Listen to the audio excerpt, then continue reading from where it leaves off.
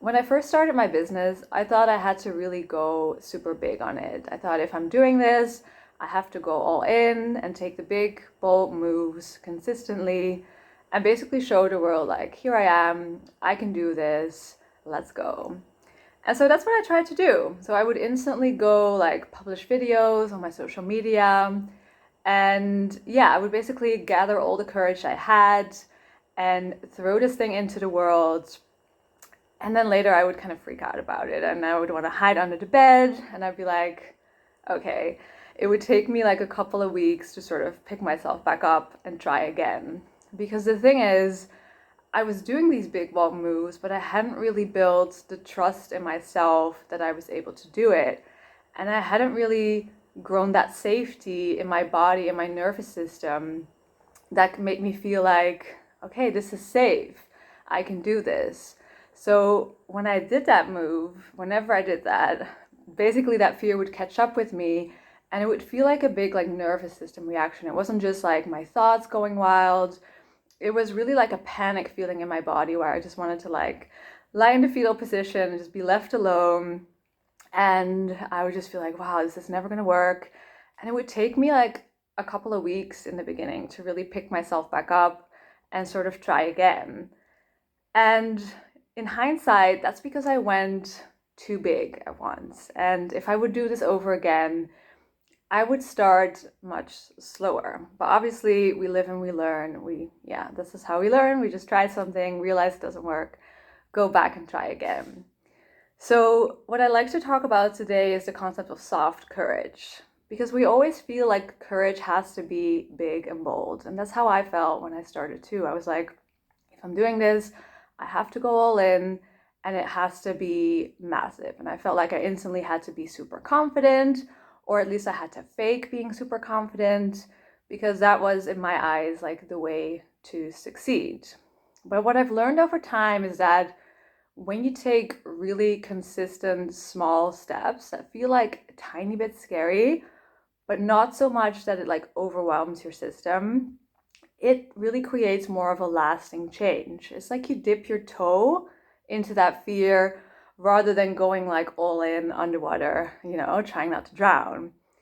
And that consistent change can just happen from like really tiny things. And it's more about sort of doing it consistently, but also giving yourself the space to feel afraid and to recognize that there's self doubt and you're not 100% confident yet in whatever you set out to do. Because any new thing we do, I don't think we really have that confidence. So we can try to like fake having it, but we can also be honest with ourselves and say, hey, this is really scary. Um, I don't 100% trust myself in this area yet, or I don't trust that it's safe to do this thing, but I want to try anyway. And soft courage can then just look like, hey, what is the step I can take today that feels like it's a move in the right direction? It makes me a little bit nervous to think about, but it doesn't make me feel like I want to hide under the bed like I did. And just take that step. And then afterwards, give yourself a little time to be like, okay, how does that feel? How does my body feel after taking that step? And if there's still fear coming up, just give yourself a chance to sort of feel that fear. Give yourself some calming practices. Like that could be a walk in nature. It could be listening to like nature sounds or just, taking a bath, whatever you need to sort of calm yourself back down before you take a new step. So you sort of allow yourself to really integrate that experience.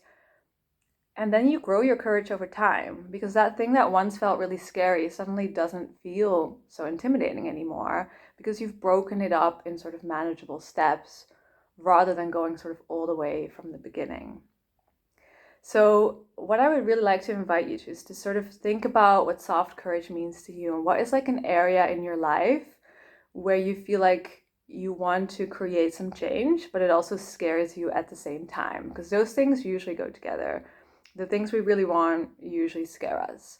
And for you, that could be like setting better boundaries with your loved ones. It could be, also like me starting a business or putting something out there into the world.